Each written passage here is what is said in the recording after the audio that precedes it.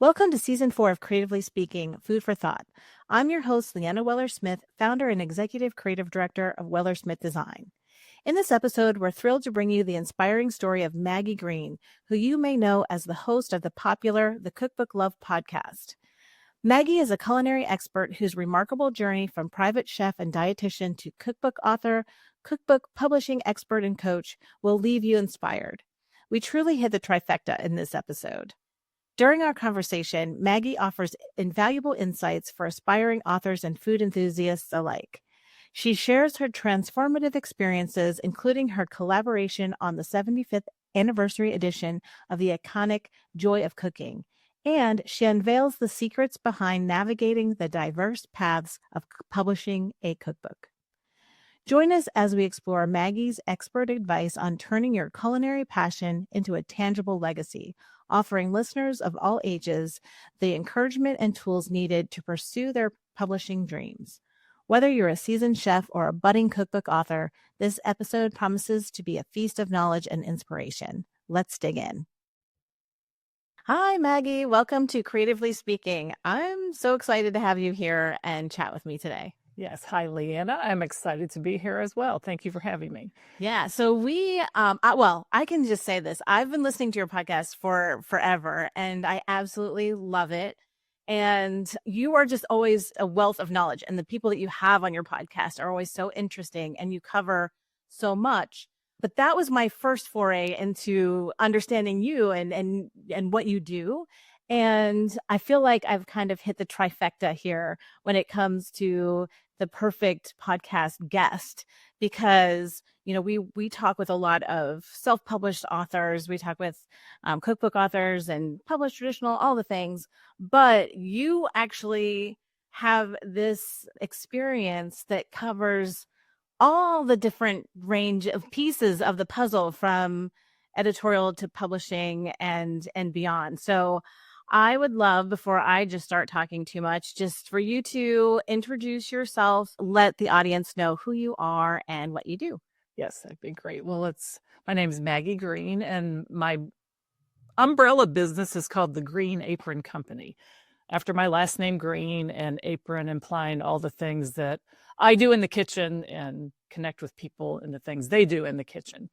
And when I originally started my business, I worked as a private chef and dietitian for people in the greater Cincinnati area. And through that work, became involved in Chefs Collaborative. And we had a fundraiser, and they paired local farmers with local growers of food and local chefs. And I volunteered to cook at the event, but because I didn't have a restaurant, I just said to the people who were organizing it, pair me with somebody and I'll help them that evening. I envisioned going to someone's restaurant, helping them prep the food, take it to the venue for the event, and then serve it and, to connect with people. It was a ticketed event, coming to the event that way. So I got my assignment and found out I was paired with Ethan Becker, co-author of The Joy of Cooking. The Becker family lived in Cincinnati, and Marion Becker, actually, when she wrote Joy in the 75 edition, her and John lived in Cincinnati. Ethan was born and raised in Cincinnati, and he had taken over the book at the point that I met him. And so I was paired with Ethan, showed up at his house, which is his test kitchen, which is really kind of comforting to know that Joy always did their testing out of a home kitchen, just a lot of regular equipment, regular things going on. And we met and made a mushroom soup from the 1931 edition of Joy. We had a great evening. And as a result of meeting him that night, I was asked if I wanted to work with Ethan on recipe development in preparation for the 75th anniversary edition of Joy, which was in 2006. And that's not the kind of job that you really apply for. Yeah. I tell my students, and I tell people that, younger people that I mentor, that I think one of the best ways in the food space to meet people and to find out what's going on and to sometimes have opportunities knock on your door is to volunteer. Okay, so I said to Ethan, sure, I'd love to. I had a business that was built around retainers I was doing for food and nutrition writing, some private chef work I was still doing. So I had some hours in the week to spare, and I spent time with Ethan every week. And that ramped up into being the editorial liaison for the Joy of Cooking Trust with their publisher in New York, which was Scribner and still is Scribner. And I was in charge of tracking everything that the trust was working on and sending back and forth to the publisher. The copyright for Joy of Cooking is 50% owned by the trust and by the publisher. So we did a lot of work, they did a lot of work, and then we worked together to create the 2006 edition. And went on to work with Ethan after that and his son, John. John and Megan went on to revise the book in 2019, right before the pandemic. The book is traditionally updated about every 10 years. They do all the work on the book now, and we did a lot of other projects together. And that's really how I got my start in the cookbook space, which, I kind of said in my notes to you that I felt like I went to the mountaintop at the very beginning. But I learned a lot from that experience. And first of all, Irma was a 55-year-old woman who had lost her husband and wanted to write a cookbook. She said there was salvation in work, and she self-published the first edition of Joy in 1931 and had 3,000 copies printed. Wow. So I think that everyone that's listening, if you are a female or male and you're even in your 50s and you're thinking about self-publishing a book, I just want you to know that that's how the Joy of Cooking got its start. Yeah, I did Because not Irma know that. Irma had Skills. Irma had things that she wanted to share. Wow. And she wasn't a particularly good cook, as Ethan would say. And a book that you can read this whole story is called Stand Facing the Stove. It was written by Ann Mendelsohn, and she talks all about the history of the Joy of Cooking. But Irma wasn't a particularly good cook, but she knew where the good cooks were, and she knew how to find good recipes. And I tell my students that also, that not every cookbook is always containing recipes that we individually test and write. By and large, a lot of them are, but you can do cookbooks with contributed recipes. Yeah. You don't have to take that home. Correct. Yeah. So I just think it's a wonderful story, a great opportunity. And as a result of starting with Ethan there and working with him, I went on to do a lot of things in the trade publishing space, from editing trade cookbooks, doing nutrition analysis for trade cookbooks, ghostwriting for dietitians, chapters in their books. They wanted to do the science part, and I did the food part. And then through another volunteer event, I met an acquisitions editor at a press here in Kentucky, University of Kentucky Press, and they asked me if I had ever thought about writing a cookbook of my own. And that's when I started writing my own cookbooks. I've done a lot when it comes to cookbooks, from editing to ghostwriting to contributing to writing my own. And now I run an online school for cooks and bakers and dietitians who want to get their recipes published in a cookbook, whether it be through a traditionally published project, and that might be helping them write a proposal, find an agent or a publisher. If they want hybrid publishing, finding someone like you that can help them. Or if they wanted to self-publish, all the tools and templates that are available for self-publishing through Amazon Kindle Direct Publishing or Ingram Spark, talking about distribution and all the things that they might want to do, especially if they want to produce a cookbook for their family. Wow. So that is what I do, and I teach and I support people that want to do those kinds of projects. And I'm actively in my own cookbook writing space. I have interest from a publisher for me to pitch. I have an idea for a book. I pitched it to them and they want to see a proposal. So that's on something I've been thinking about. And then also I just self-published my own book about Christmas cookies, because every year I bake, gosh, I don't know exactly how many, but I bake all these tins of cookies and I give them away as gifts. And so I've taken pictures of them over the years. So as I'm working with my students during doing this work with Amazon and Kindle Direct Publishing, I thought, well, what better way for me to learn this than to teach it and to do it myself? So I'm getting ready to hit the publish button on that, do some promotion for it and a couple of workshops this holiday season, and get that book out there. So I think I'm always kind of in learning mode. I like to learn by doing things, and the past 20 years have been a huge adventure in everything related to cookbooks. Yeah. Wow. I mean, going back to even just that first leap of faith that I want to say, like, and how it really shaped the trajectory of the experience that you gained. I think that is also something that people all need to understand, that you couldn't have planned or mapped this out. Like, and it's taking those moments or a chance on something and trying something different. We had a photographer on the podcast, and she did the same thing. It was, you know, she had never photographed a cookbook before, but she showed up at different events, and that's how she ended up meeting the right people who then, you know, she got to do a cookbook, and then she got to do more, and now she's brilliant at it. But, you know, she's like, I never had even done that before. I was just doing stuff for my blog at the time. So it really is taking that leap and seeing, you know, where it takes you. But I mean, how iconic of a beginning that you had. And I can't wait to read that book that you just mentioned, because I find that fascinating. Yeah. And we're always really good, because a lot of people are like, oh, Maggie, should you be telling like a story about Irma and stuff? But I mean, it's all public information. It's in the book that Anne wrote. Ethan talked about it a lot. He shared a lot of stories about what it was like growing up in the Joy of Cooking family and funny things that used to happen. Really, the 1975 edition was kind of like the pinnacle in terms of her career, and the book that everyone seems to remember when it comes to like, why'd they take the squirrel, dressing the squirrel out, you know, and all that. It's like all goes back to that book and his memories of that book, and the way that the family has always been involved, even up to the most recent edition in the evolution of that with his son, John, and John's wife, Megan. So yeah, it was a great place to cut my teeth, so to speak. And also, I just thought it was really neat that the Joy of Cooking came out of a Midwestern city. Yeah.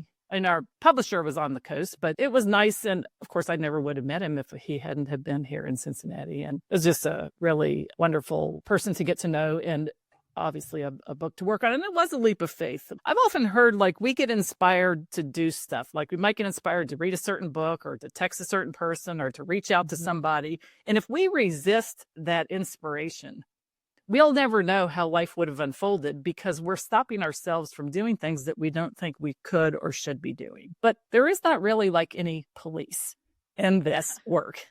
We police ourselves, and we stop ourselves, I think, a lot of times. So I could have easily said, well, Ethan, I've never really, it's not true that I hadn't done recipe testing and development. I had written a column for a small local newspaper. I was used to telling stories and writing recipes, and I knew that the skills I had in the kitchen worked for that fundraiser. I knew I could apply what I knew to what he wanted me to do for this recipe development. And I tended to always try to say yes, unless it was really something that I did not have time for, which I think the older I get, the more I realize that's a lie also. I have time for a lot of things. Yeah.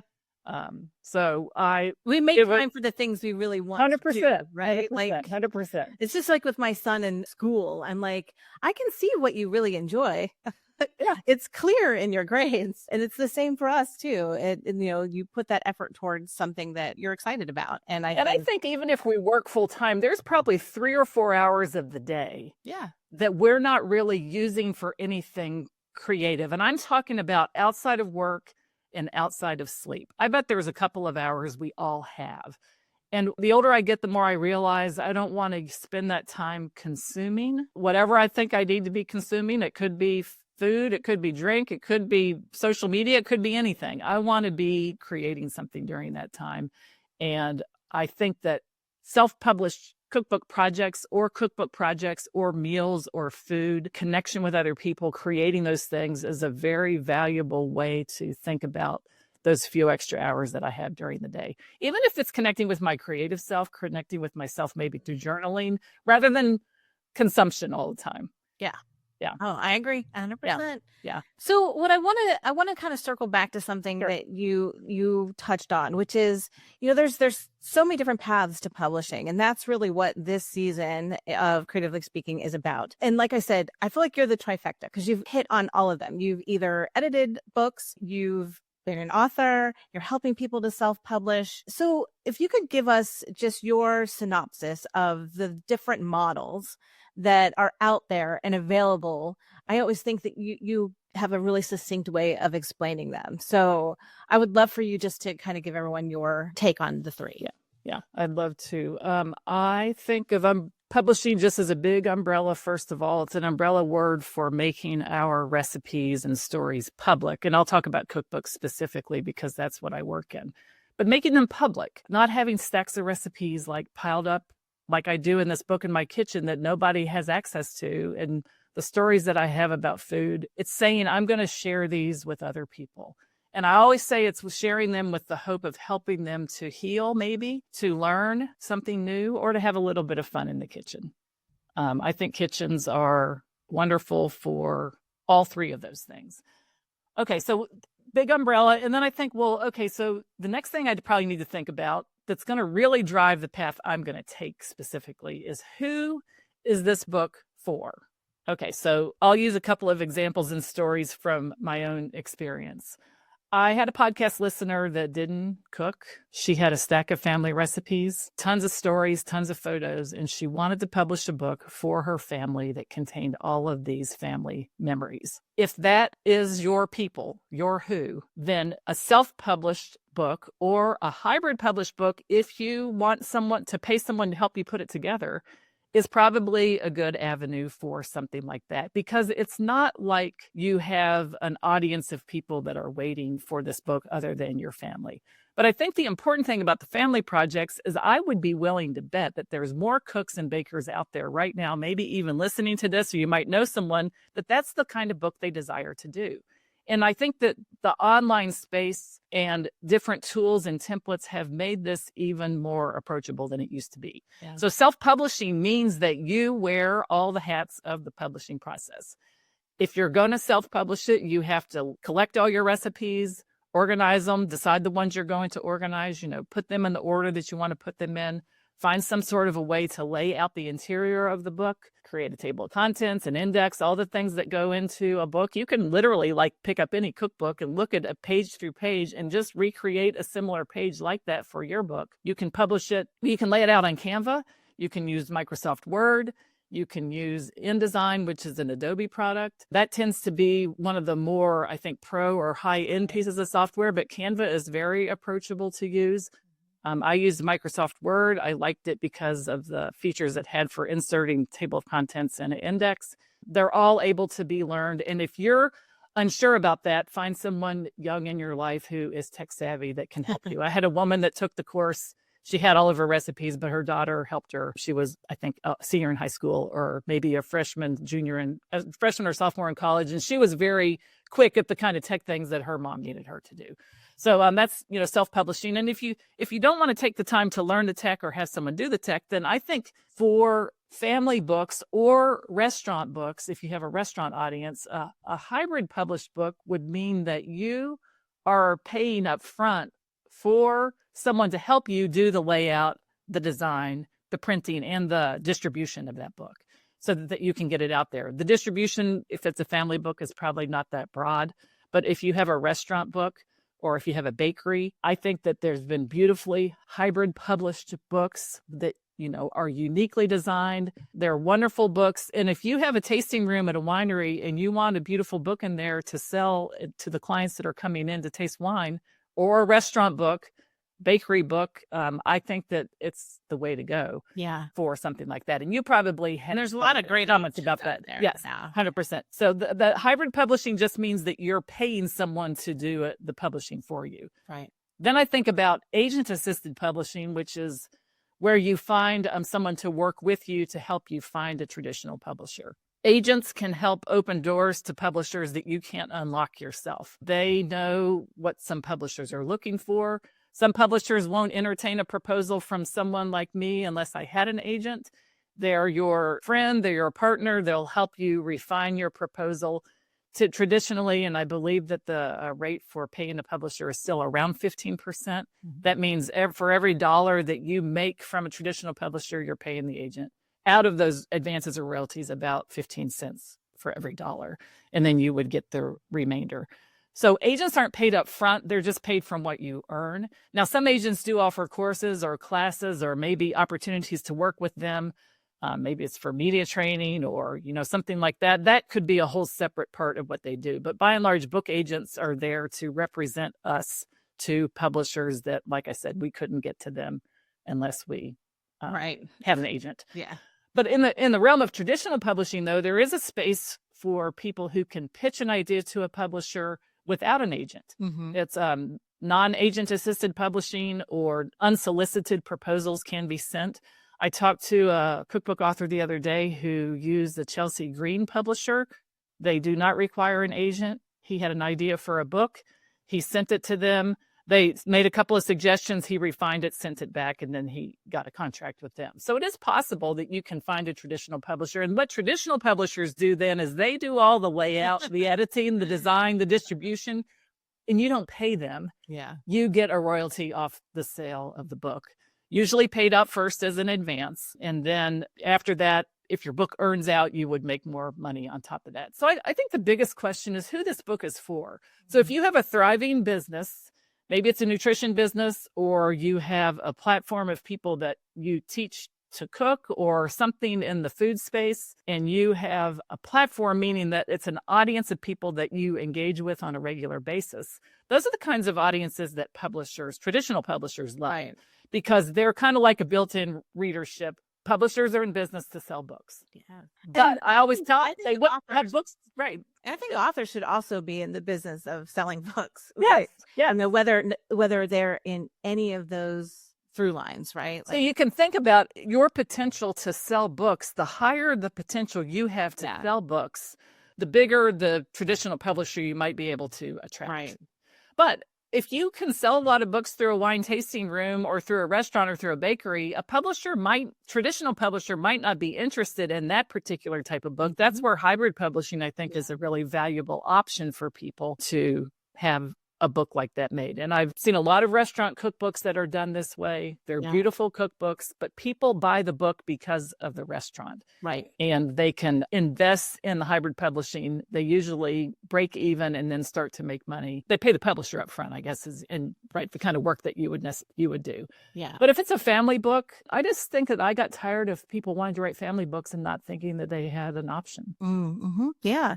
I mean, so that leads me to, out of curiosity, you have so many different ways that you can work with someone. You can help them with a proposal. You can help them figure out which way they want to go. You can help them self-publish. When somebody does come to you, are you then taking them through those questions? Like you're guiding them through there? 100%. Yeah. And if it's a family project, I say this is probably the best way for you to go. Yeah. Or I tell them what the options might be.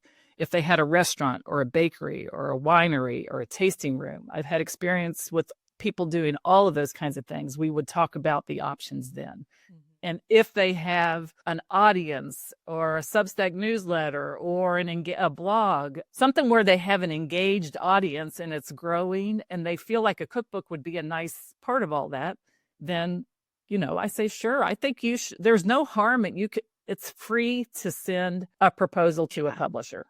Yeah. And we interviewed a cookbook author, and she did sort of similar to your example, which is she found a publisher. Raspberry Bow Press is the name of it. And she sent them an email, and that's all it took. She explained her idea, and they were interested. They were ready. They wanted to go ahead and go for it. And that, again, is that curiosity mode of just taking a chance. And and I think that that's really what a proposal is like, I have an idea for a book. Would you like to publish it? And I think it's important, though, that people know that different publishers have different kinds of books that they publish. Like Chelsea Green, it's like sustainability. Mm-hmm. And so there are certain books and topics that I would not send to Chelsea Green because it doesn't fit the kind of book that they publish. Right. So I don't teach people just to throw out their proposal to any publisher and, try to see if it sticks. We really spend some time thinking about what they want to write about and finding the publisher that they would love to be published by. Yeah. So on the traditional track, when you're helping people with their proposals, have you seen any sort of trends or new ways of producing them, or I'm curious how that is at this point? I actually see this from both sides with my students and with people who come on the podcast that I have. And publishers are reaching out to people who are not just doing the work that they do, but maybe they've been written about somewhere else, or they have been covered in media somewhere, and a publisher might see that and think that would be a really cool topic for a book. I think I'm going to reach out to them. Yeah. Or, seeing the person actively like doing their work and being engaged and excited about the work that they do.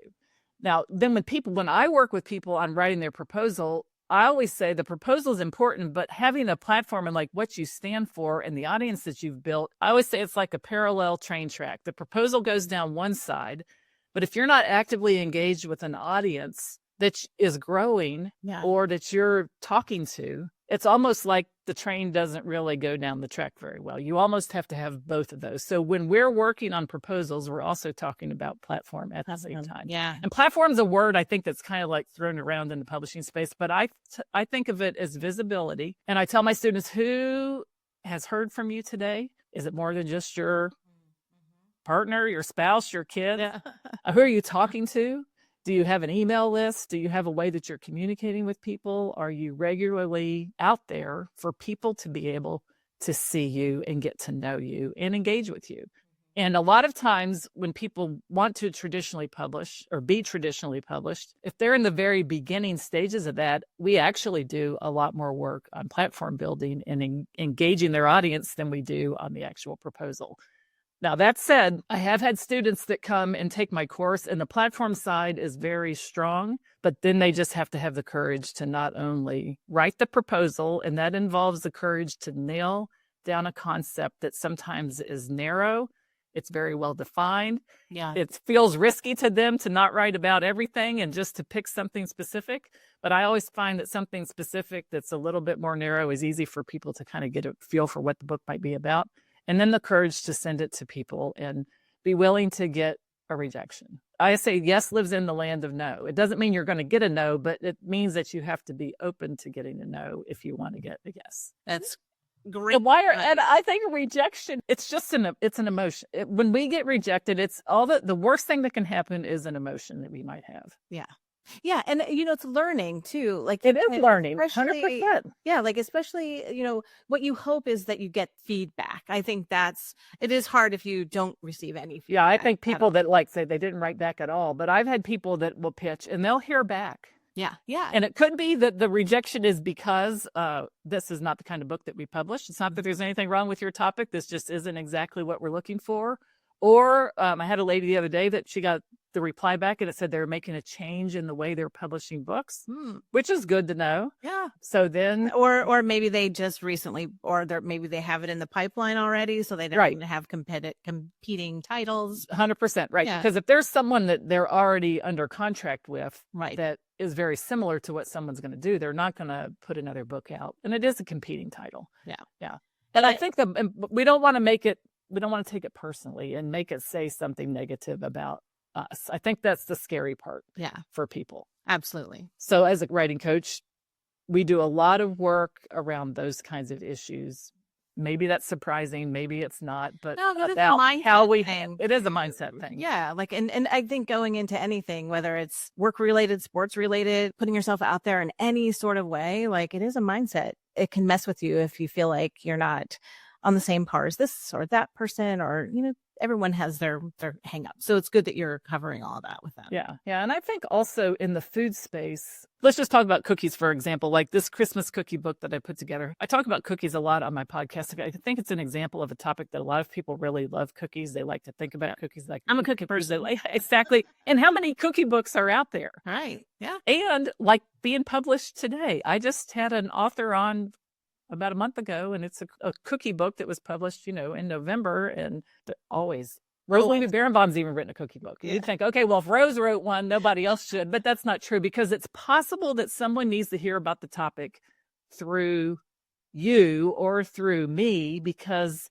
we just vibe better with different people. Right. Exactly. 100%.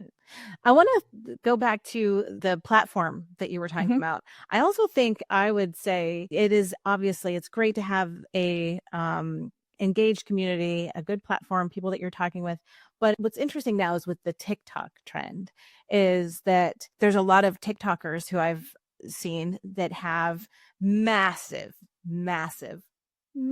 followings, and they're getting cookbook deals, which is also interesting because since we do everything. So we do print, branding, websites. And so we work with a lot of our clients and we up-level their food blogs. And so we've had some inquiries from TikTokers, which is interesting because they are now realizing that while they have this massive platform over on TikTok, they don't have anywhere to send people to. So they don't have a website. They don't really have a community because it's more for entertainment, which is the TikTok trend. Yeah. And so they're realizing that they need somewhere to actually start putting their recipes. And so it's kind of an interesting thing when it comes to it, because a lot of TikTokers are getting great advances. They're getting cookbook deals. But then I've heard through, different colleagues of mine, like they don't really know how to maybe write recipes, or a cookbook has never been something that was on their top of mind. It's more or less the entertainment factor for them. So sales aren't going as well as they could. And so while you can have this massive platform, if you don't have that community and engagement and you're not building those relationships along the way, the sales, they may not come. Yeah, that's right. Same And thing I with think I've heard the celebrity same thing, right? cookbooks. Correct. That's 100% true. So, I think the publisher at the end of the day is there to sell. They want to sell books. Yeah.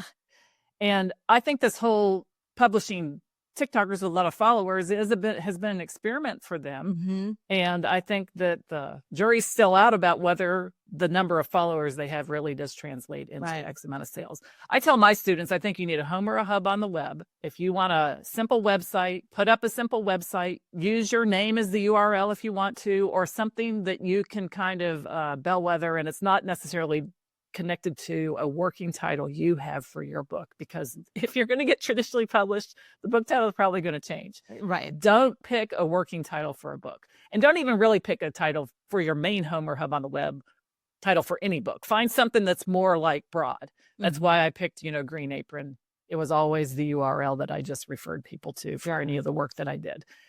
Then the next thing I think is an email list. I think that people opting into your world and saying, yes, I want to receive your email, and then you can engage with them on a regular basis. I think publishers still like email lists. And it also is and you own that. You own that. Yeah, you own that. Yeah. If any social media ever goes away, my website and my email list will never go away. Yeah. And then the third thing I think is picking one way outside of those two things that you will drive people to your website or to signing up for your email list. Yeah. And it could be anything. It could be a YouTube cooking channel. It could be a podcast. It could be a very robust social media presence. It could be very active on LinkedIn, whatever it is you want to do. But that's the way to get people and to get them to your website. I mean, you can build a community. You can build anything like that gets people together. But you are right about TikTok. And, people watching videos, it is entertainment. It's like it's entertainment. Wow, that looks great. Yeah. On to the next. It's like saying that the people that watch the Great British Baking Show, there's a community of people that watch that show. Yes.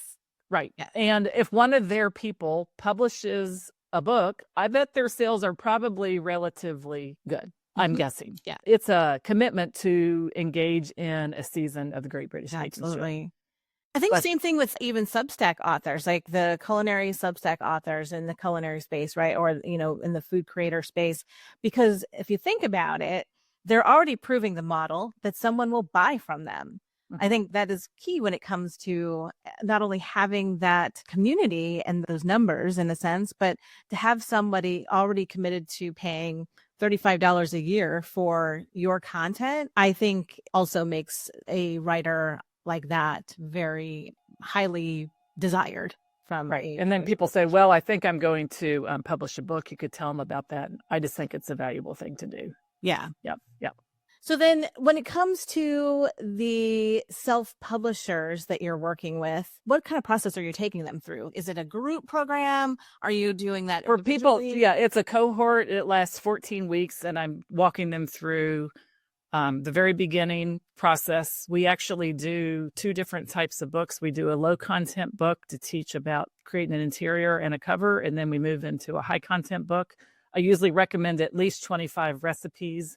And then after that, they learn how to lay the interior out, create the cover, and then they can upload it to KDP or to Ingram Spark if they want broader distribution. Although now I think KDP has an option where they can do broader distribution. It reduces the amount of the royalty, but it is an option if someone wants to do that. I think that's so fascinating, though, because you've taken all the experience that you've had in terms of not only writing and editing, and now you're helping people to produce them. I think that's so cool. I think it's so, I feel like it's very similar to my experience in that I come from a traditional publishing background as a designer, but then with all the technology that's out there today, it's really easy to help clients, to help people to really realize their dreams. My niece was here with a friend of hers last summer, and they both were interested in graphic design. They wanted to come and shadow me, and I thought that was really cute, and I was thrilled. And I'm like, so what do you want me to teach you about? And they're like, we want to learn about books, and we want to create a book. And it was the funnest thing. Like, so the one, she actually had experience with Adobe products, so she was a little bit more advanced. But the other one did not. So I showed her all the things on Canva, and I took them into the city to a publisher. They got to see a publishing house and how, like the different departments. And they thought that was like the coolest thing ever. They were here for a week. And so they designed their books. We put them up on Amazon. We didn't publish them because they weren't finished, but we were able to order their proof, and they were just thrilled. But it gave them a little taste even just of That's right. When it makes something tangible. Yeah. And you can give it away. And then I think it preserves these recipes in particular for families and photos in a way that it's like making a memory book with your recipes and your stories. I mean, I've done 3 different cohorts of this now, and every single book that my students produce, it just amazes me. The depth of knowledge that these people have, the dedication to a project like this that they have, the excitement about it that they have. And I think that it's made publishing available to people that never, ever imagined that this was an option for them. Yeah. They thought that finding a publisher was like something they would never be able to do. I think it kind of blows the whole thing wide open now. Traditional publishing has its space. I love traditional publishing. I do not like food photography. I didn't even like it when I thought about food blogging. I love having the input of a designer in the books that I'm doing.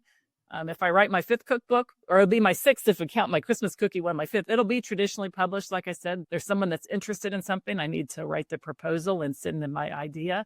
But I love that process. I have a business, and so these books are assets in my business, if that makes sense. Yes. And I think it's fun to teach online. I love to teach online live. I like to talk to people live, interact with them live. They come to class when it's live.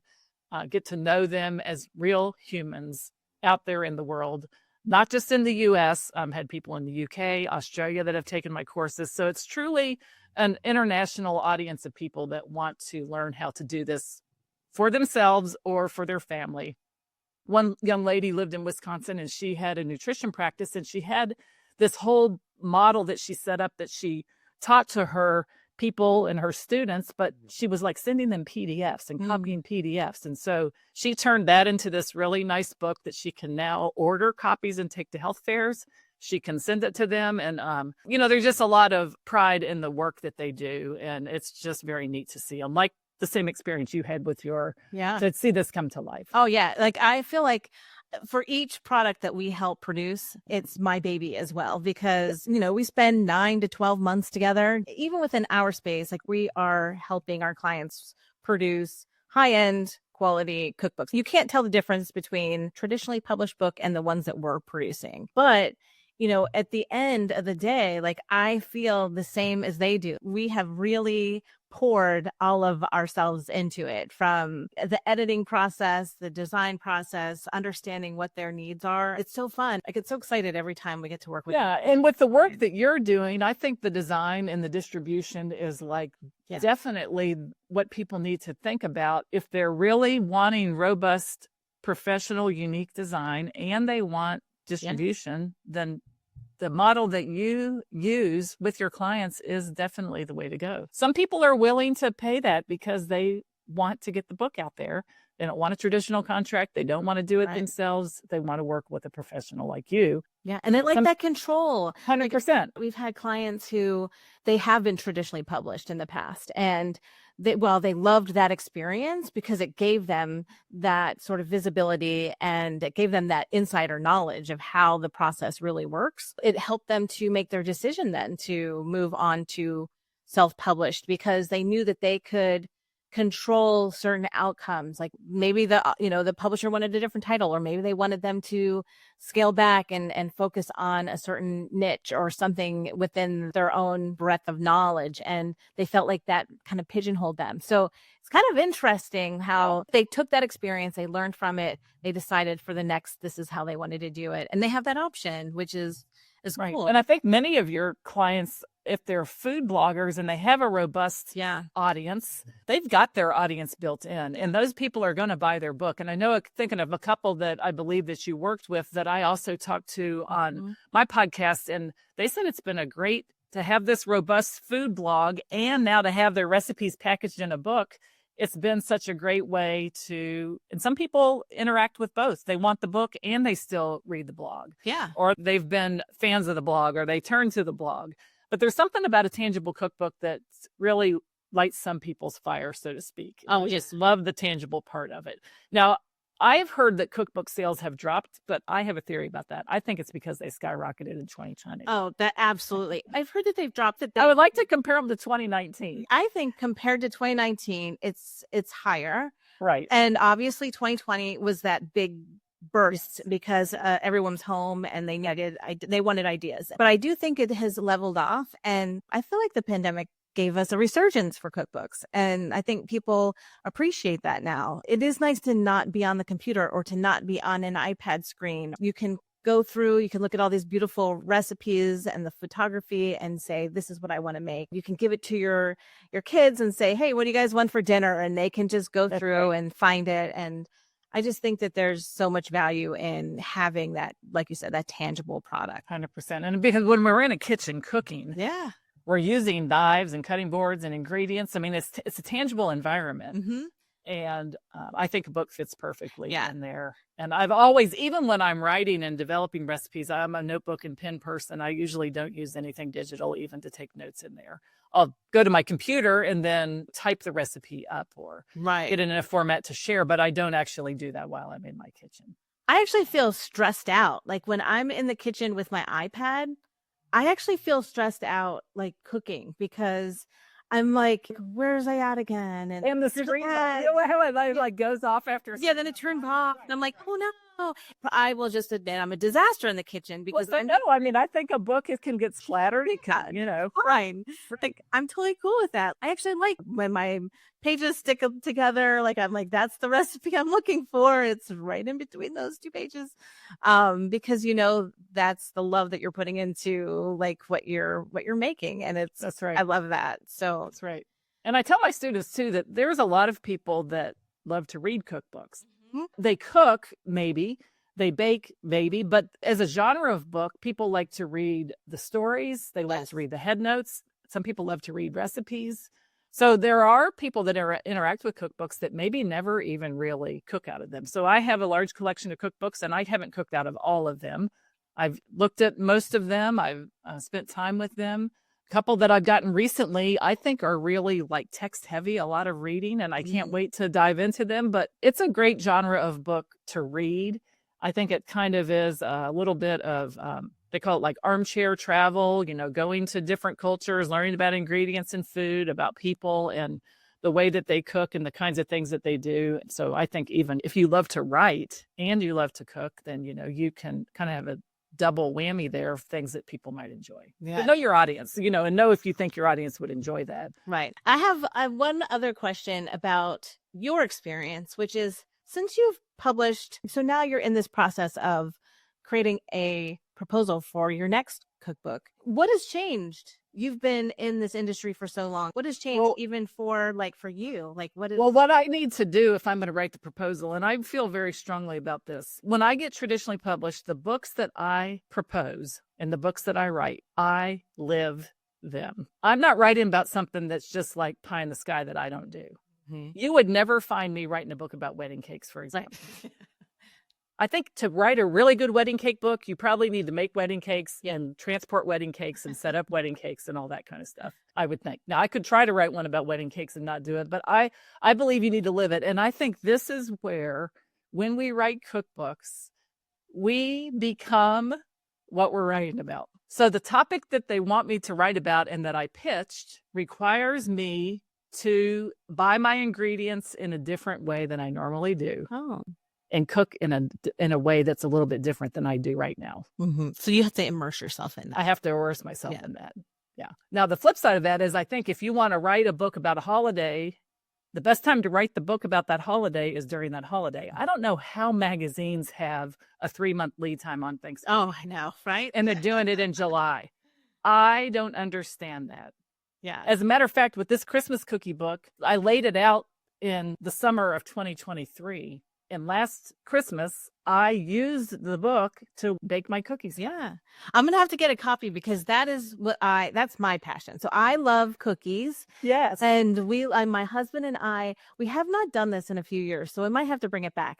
But we used to have a cookie bake-off.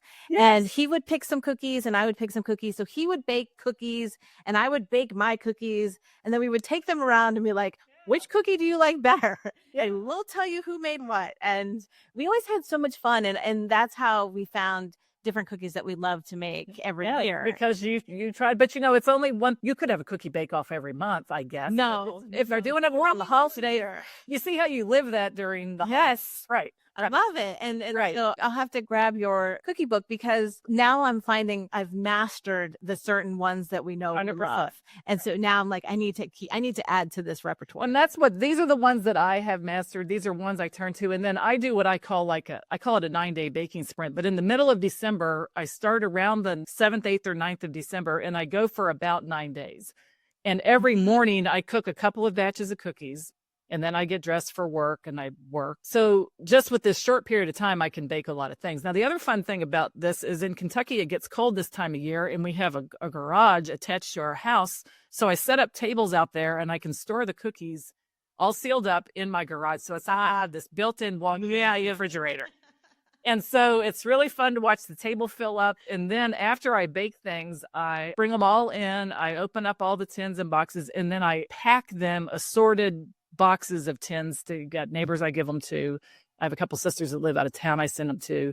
Nieces I give them away as gifts. I keep some for us. And then I have enough to make platters of cookies if we go to a party or a family event. And it's something that I've always loved doing. So when I was teaching this course, I thought I need to find a set of recipes that I haven't published. And I'm going to practice doing this because I had the photos because I always take pictures of the boxes that I make. And that's what I decided to do. But last Christmas, I lived the book as I was doing it and did edits and worked with the recipes because I think you got to develop the recipe. You need to write it, but you need to run through it several times in your own kitchen and make sure that it works. I think the book has to be lived. So for this book that I need to propose, I need to shift the way I'm doing things. It's kind of a seasonal thing, so I wouldn't do it this time of year. It probably would be something I would do in the spring. Yeah. And how long does it take?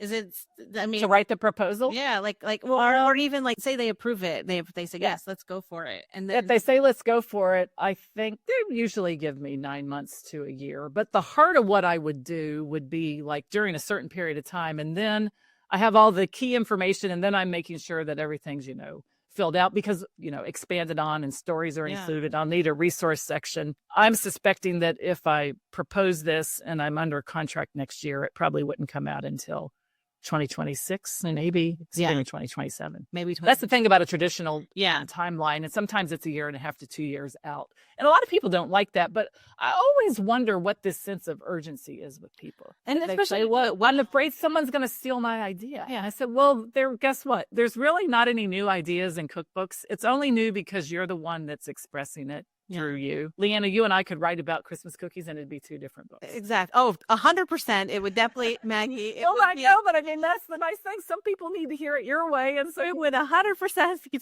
right. You would feel like, what is this girl over there doing? But you would have, yours would be about it'd be about competitions, but creating all these and learning new recipes because you learn them by doing them, and you all have had a lot of fun doing it. Yeah, it's definitely a joy. And now that we're heading into the holidays, I can't wait. I actually bought another cookie book, and I was like, that doesn't happen because I'm feeling the need to. Yes, it's a great time of year. It's getting colder here. It's getting darker. I love choral Christmas music. I like candles. I just get into all that stuff. So this is a lot of fun to do. And I have a big family. A couple of my sisters like, you're out of your mind. I said, well, you get the fruits of what I'm doing. It doesn't, You would love living in Pittsburgh. So my whole family's from Pittsburgh, and they have cookie tables. the cookie table. You would love the cookie tables. So does everybody know about the Wedding Cookie Table Facebook group? It has like 200,000 people. No, I need to find the wedding. You do need to find it because it is the best moderated and run Facebook group I have ever. Oh my God, I gotta find it. I And gotta even go if join. you just want to look at pictures of cookies. Oh, it's impressive. It's so impressive. impressive. And it's a Pittsburgh thing. Like, it's kind of crazy. Like, And the lady that runs it has a cookie college, I think in May, and then she has one in August for Christmas. So gosh, how did I not know that? I know. So check it out. Wedding Cookie Table Community, I think is what it is. Oh, I'm there. As soon as we're done, I'm signing up. Check it out. It's I'm a in very there. fun Facebook group. It is like a sport. It is an athletic event. Yeah. And when you get to those tables, it is like, okay, how am I? You had one at your wedding? We did. We had one. Yes. And my grandmother, she made Yes. she made all the cookies. Yes. And it was just beautiful. Like, it's beautiful. It's a beautiful sentiment, I think, because it's like, how many people put how many hours into preparing all these different cookies, and it's for you and for your. Yes, and then people get to take some of them home, from what I understand. And I think from this group, people are now taking this tradition to other parts of the world, country. I would assume it's too. But it really started, it said Northeast Ohio, Southwest Pennsylvania, this immigrant working class population, and making these cookies was just their way, like you said, of sharing part of themselves with the people who were. Yeah, that's awesome. Yeah. Well, Maggie, I know our audience is going to just love this interview with you, because you just cover so much and with such a great knowledge and that you've shared. So I just want to say I appreciate you being here with me, and I would love for you just to let people know, we'll have it all in the show notes, but where they can find you and how they can work with you. Yeah. So the easiest thing to do is go to my website, which is greenapron.com. Everything that I do is there. My books are there. My podcast links are there, and links to different classes and things that I teach are there. You can get on my email list. You can hear from me on a regular basis via email. I always say we want to have an active and robust email list, and we want to be sending people things. I can tell all my students that, so that's what I do. And I love the topic of habits and productivity. I think that it is like the backbone of what I have been able to do from a business and cookbook writing perspective. I think that cookbooks change who we are and how we live, because like I said, I really think that we need to get into the books that we're writing. And it's fun when that happens. I think it's a great growth opportunity. And I think there's never been a better time to publish a cookbook for anybody, from family cookbooks all the way up to traditional publishing contracts, because there's so many ways to get published. And if you ever have any question about it, Leanna, they can ask you about the paths. They can ask me about the paths. And I think that my goal is to get people on the path that's best for them. Yeah. Yep. Well, thank you so much, Maggie. And I can't wait to see your next cookbook. But I also I'm going over to Facebook. I'm joining that cookie group. And then I'm also grabbing your cookie cookbook. Yeah. Well, and thank you so much for having me on the show. All right.